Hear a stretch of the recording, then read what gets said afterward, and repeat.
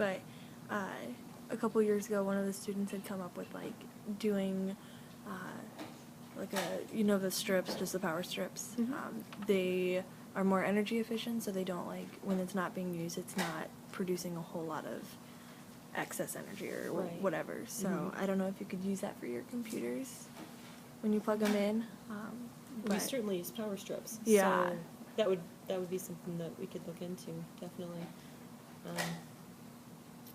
The staff do a lot. We have a lot for recycling for the staff. We have recycling bins and things like that.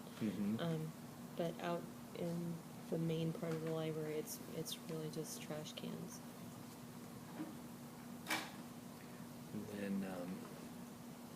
And then just going more paperless on things. There's other things that people have talked about, ways to do that.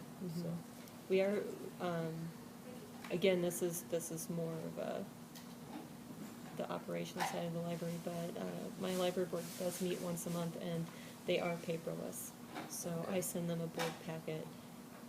Yep. So it's all by email, and so then it's up to them what they want to print. And then during the meetings, I project everything up on a screen so that the information is there, but we're not all shuffling through 60 pieces of paper.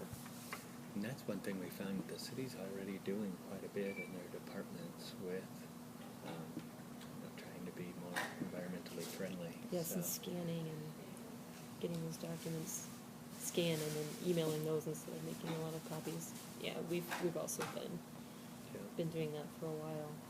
So what are some things the students could do to help you as they're looking at these projects that would help the library moving forward with either renovation or just looking at other ways to become more environmentally friendly? Well, a couple of the things from your list that are things that could happen in the near future we could probably look at the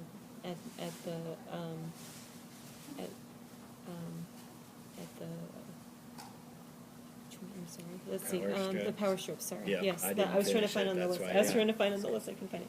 So I think the power strips would probably be one. That would be something that would be easy. Would be pretty easy to incorporate into the library as we operate right now.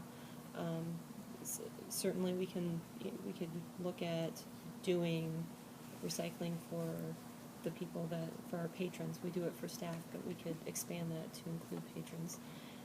Those are two that I think that would be pretty easy to do right away. I don't know how quickly we'll be moving into the expansion project, so that one might be more difficult to plan for in the next year or so. I mean, certainly if somebody was interested, we could, and we move faster than I anticipate we'll move, then I could certainly contact you and let you know. Yeah. Well, I think the thing that the students would look at is maybe saying, if you're planning on, as you plan on these renovations, here's some things to look at. That would be. I think that would be kind of what they would probably. That would be great. The route they would go on that. I know that as we've already started looking at it initially, we want to make sure that the insulation is a little better, so that we're being more energy efficient with the heating and cooling that we do for this building, and then certainly upgrading our windows to something that's much more energy efficient than the ones that we have. So we are looking at those things, but any additional kinds of suggestions would be certainly very valuable. Good.